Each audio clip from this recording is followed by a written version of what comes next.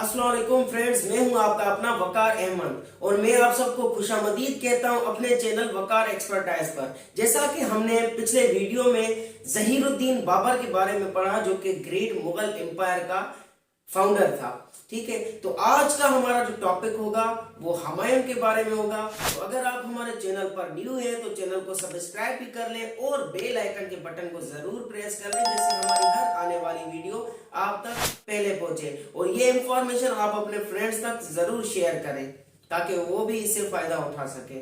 Thank you so much. तो students, जैसा कि आप देख रहे हैं, नसीरुद्दीन मोहम्मद असल नाम इसका नसीरुद्दीन मोहम्मद था। और यहाँ पर जब इसने रूल करना स्टार्ट किया इंडिया में, मुगल एम्पायर में, तो इन्होंने अपने नाम के साथ हुमायूं भी रख लिया। ठीक है, हुमायूं भी हम इसको कहते हैं और नसीरुद्दीन इसका असल नेम है। और इसकी जो रूलिंग टाइम पीरियड है 1530 से लेकर 1540 तक और 1555 से लेकर 1556 तक भी इसका टाइम पीरियड है। और यहाँ पर ये जो एंड की निशान है, एंड का ऑप्शन दिया है, यहाँ पर जो टाइम पीरियड है वो सूरी है। शेर शाह सूरी ने यहाँ पर आके रूल किया था, क्योंकि 1540 में यहाँ पर हुमायूं को डिफीट करके शेर शाह सूरी यहाँ पर अपना रूल स्टार्ट करते हैं। ठीक है, इसके बाद जो है हम उसको शेर शाह सूरी को कंप्लीट डिस्कस भी करेंगे और शेर शाह सूरी को फिर से वो डिफीट करके हुमायूं अपनी रूलिंग यहाँ पर इंडिया में स्टार्ट कर लेते हैं। ठीक है, सूरी डायनेस्टी को वहाँ पर डिफीट करके यहाँ पर मुगल एम्पायर रीस्टोर कर देते हैं। वो आगे जो है हमारा जो लेक्चर है वो शेर शाह सूरी का एक अलग बनाया हुआ है, बाकी ये जो लेक्चर है हुमायूं की दोनों रूलिंग इसमें ऐड है। हुमायूं जो है वो बाबर के बेटे होते हैं। ठीक है, और इनकी जो है बहुत बड़ी जंगें दो होती है शेर शाह सूरी के साथ। ठीक है, नंबर 1 जो चौसा में होती है, चौसा जो गंगा के किनारे पर है। ठीक है, ऑन बैंक ऑफ गंगा। ठीक है, जो गंगा है और वो नियर बक्सर के है। ये जो जंग होती है 1539 में ये जंग होती है। और दूसरी जो जंग होती है वो कन्नौज में होती है, जो कि 200 किलोमीटर ईस्ट आगरा से है।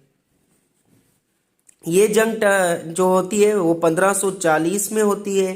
ठीक है, और यहाँ पर हुमायूं कंप्लीट डिफीट हो जाते हैं और यहाँ पे मुगल एम्पायर जो है ख़त्म हो जाता है और यहाँ से सूरी डायनेस्टी स्टार्ट होती है। सूरी एम्पायर यहाँ से स्टार्ट होते हैं।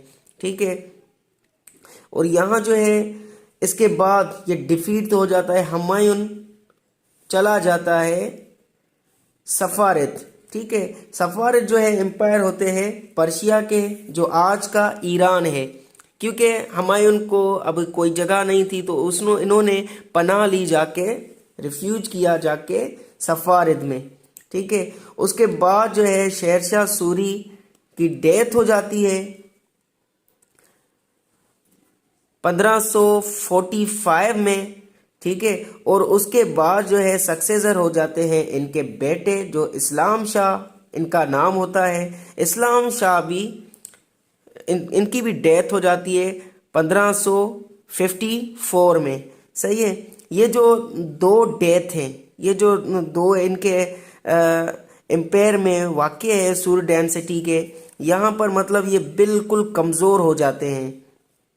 ये टू डेथ जो होती है ना, ये सूरी एम्पायर को बिल्कुल मतलब कमज़ोर बना देती है। उसके बाद हुमायूं इसका फ़ायदा लेकर यहाँ पर आते हैं।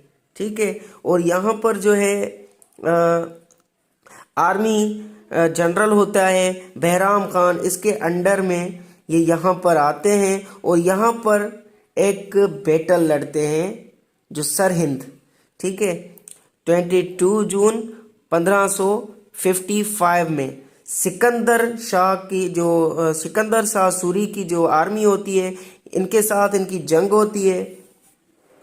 और यहाँ पर मुगल एम्पायर जो कि हुमायूं हम कहते हैं, हुमायूं यहाँ पर इनको डिफीट करते हैं सिकंदर शाह सूरी की आर्मी को, और यहाँ पर रीस्टोर हो जाता है इंडिया में मुग़ल एम्पायर। मतलब मुग़ल एम्पायर यहाँ पर फिर से स्टार्ट हो जाता है।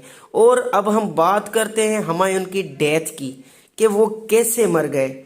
ठीक है, दीन पना जो है वो सेकंड कैपिटल इंडिया का, कहते हैं हम इसको, सेकंड कैपिटल है।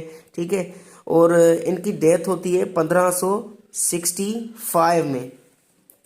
ये जो है इनके पास कुछ बुक्स होते हैं और ये क्वालिटी होती थी हुमायूं की। हुमायूं जो है जब भी अजान होता था तो वो अपने घुटनों पर टेक जाते थे। ठीक है, अपने नी के ऊपर, मतलब नी कर लेते थे।